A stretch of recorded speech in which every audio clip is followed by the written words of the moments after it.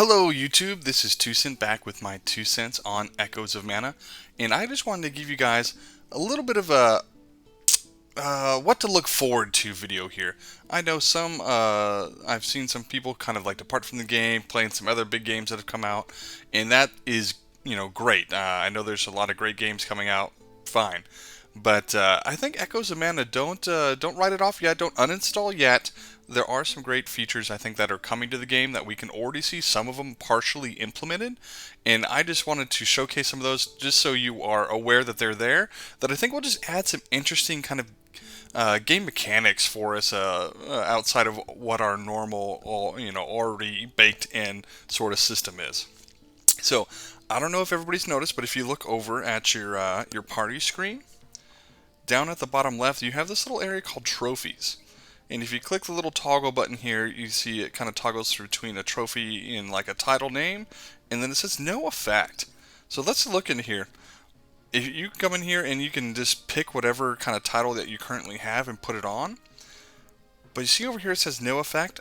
Apparently in the future, one of the things that they're going to implement is having these titles also give some sort of a buff or additional stats or something for your team. And I think that kind of makes things like titles kind of interesting in that way of wanting to unlock them just to get those little bonuses. In other games, I've seen this as sometimes it becomes a little pay-to-winny sort of thing, but so far implemented in this game, you don't get any titles because of how much money you've paid. So let's, be the most hopeful that we can here that this will be a nice feature when they implement it in, and kind of give us something to strive for titles and things like that. Now, because that there's some titles and stuff like that that might be tied into things, I actually think that this coming soon up here feature, I think it actually could be a couple different things, but I think this is going to be an area that we can get some additional titles from. And so two things come to mind, and one of them is possibly PvP. Maybe you go in there and people you get certain ranks, or maybe you get certain amount of points or whatever, and you unlock different titles that you might be able to have in the game.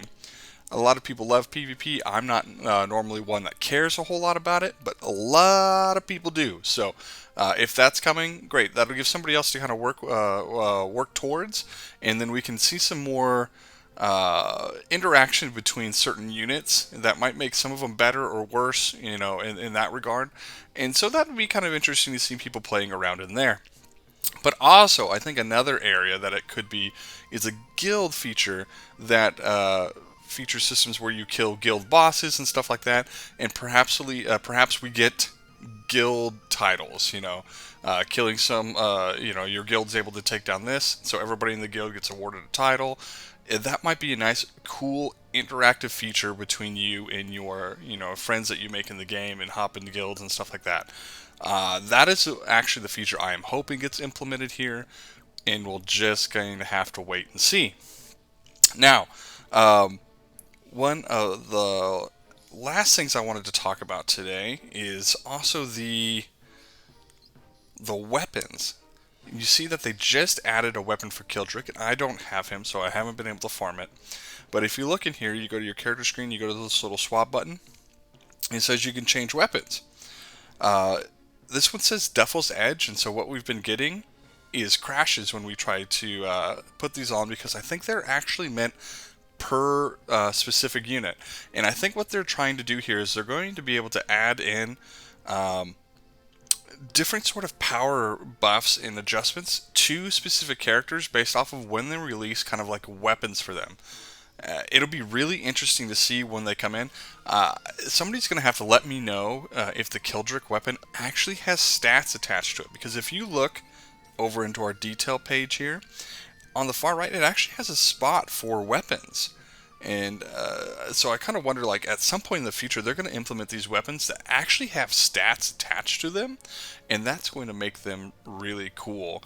And possibly it's going to be their way of kind of assisting older characters that we have in the game. I obviously just came out, but maybe 3 or 4 months down the line here, Reese gets her weapon, and it has additional stats on her that just helps her keep up with maybe newer units that are coming out. So anything like that, I always find really interesting because it can help make units that you've invested in prior to keep up with the current sort of meta of the game.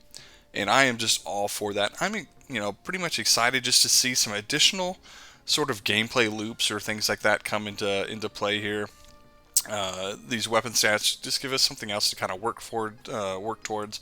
I know a lot of us are really kind of just working on gear, and we're still getting those initial sets.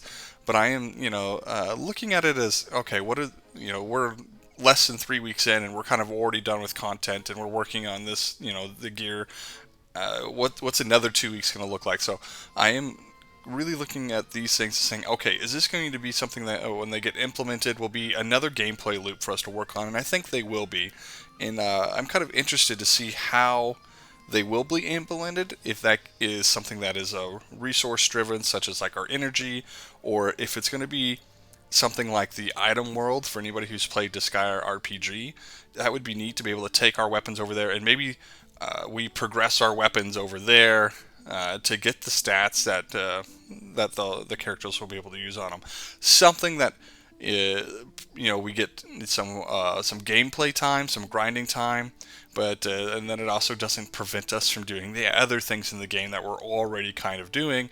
I want to build on on the game and not just say, okay, well, instead of spending X time in this room, you spend the same amount of time but in a different room, and then you're still just done for the day.